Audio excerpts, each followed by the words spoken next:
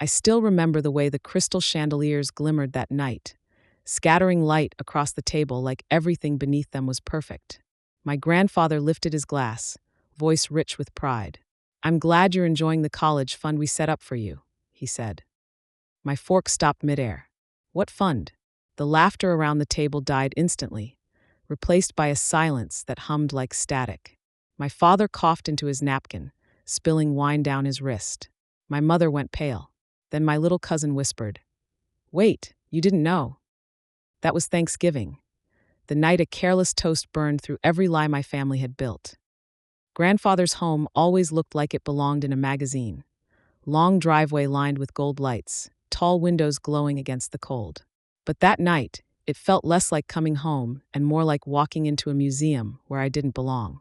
I'd spent half an hour in my car rehearsing a smile, smoothing down the wrinkles in my thrift store dress. I just wanted to make it through one dinner without feeling like an intruder in my own family. Inside, cinnamon and roasted sugar wrapped the air. Grandma rushed over, voice warm and trembling, still calling me darling the way she did when I was little. She was the only real softness left in that house. Grandpa, Daniel, sat at the head of the table, silver hair glowing under the chandelier, the kind of man who filled a room without needing to speak. "There's my Hazel," he said when he saw me. For a moment, that single word felt like safety. Then my parents arrived, polished and loud, laughter too perfect to be real. Dad clapped me on the shoulder like he was greeting a distant acquaintance. Mom kissed the air beside my cheek. "Try to relax, sweetheart," she murmured, though her smile shook. Ethan, my brother, didn't even glance up from his phone. We hadn't spoken in months. Dinner looked like a feast from a painting, turkey gleaming under gold light, mashed potatoes so buttery they shone. I sat between Grandma and Aunt Julie, who started her usual inquisition about school, work, and dating. I answered politely, pretending not to feel the eyes measuring me. For a while, the illusion of family held. Grandpa laughed deep and proud at the far end of the table, and I wanted to believe that maybe this year would be different, that warmth might last longer than dessert.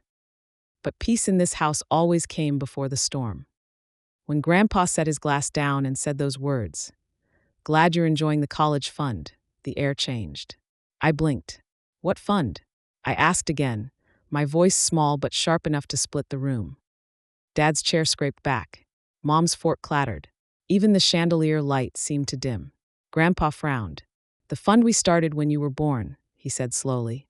"Your parents have been managing it all these years." My gaze shifted to them. Dad's jaw clenched, color climbing his neck. Mom wouldn't lift her eyes from her plate. "You've been managing it?" I repeated.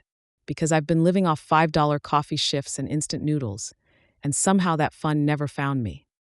Mom's voice came out thin. "Hazel, please.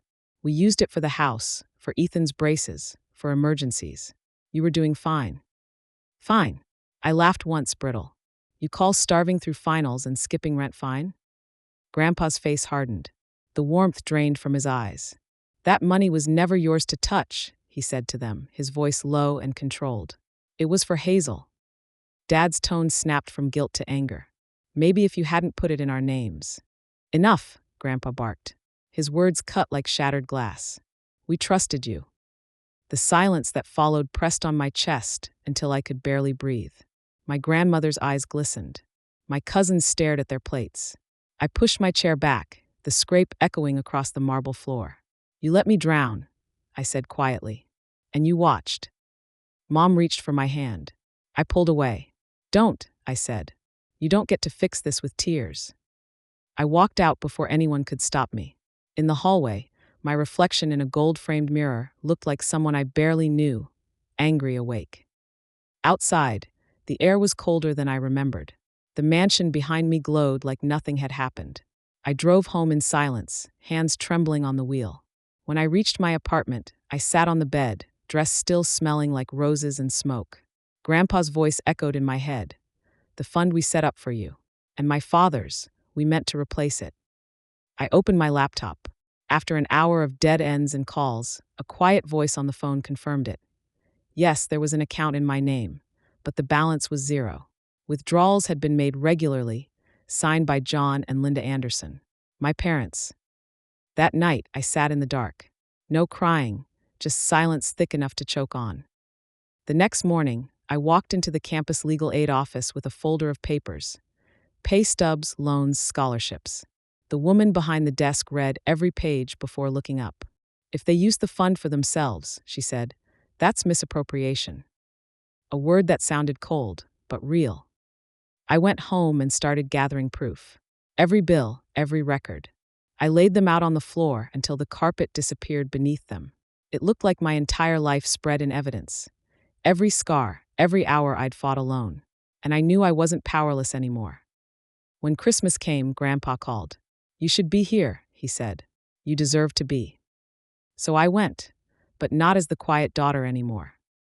The same house greeted me with its perfect warmth. My parents were there, dressed like nothing had ever happened. Mom smiled too wide. Dad nodded stiffly. I hung my coat and joined the table, the same china, the same silver, but the air colder than ever. Halfway through dinner, Dad tapped his glass. "I just want to say that family means everything," he began. I could almost hear the rehearsed lines behind his teeth. I let him finish, then reached for the folder beside me and placed it on the table. The sound it made silenced the room. "Since Thanksgiving," I said, "I've been asking one question: what fund?" I slid the folder toward the center. "Now I know. Every withdrawal, every signature. It's all here. You didn't use it for me. You used it for yourselves." Mom's lip trembled. "Hazel, not tonight." "Tonight's perfect," I said, "while you sit in comfort built from money meant for my future." Dad's face darkened. "We did what we had to do." "No," I said.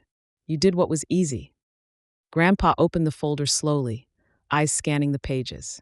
When he looked up, his voice was ice. "You stole from your daughter," he said. "From your own blood." Mom broke down, sobbing. "We never meant." "You drained her future," he snapped, "and lied to me about it for years." I spoke quietly. "I've already filed a report. The bank's investigating." The color drained from Dad's face. "You're suing your own parents." "I'm holding thieves accountable," I said. "There's a difference."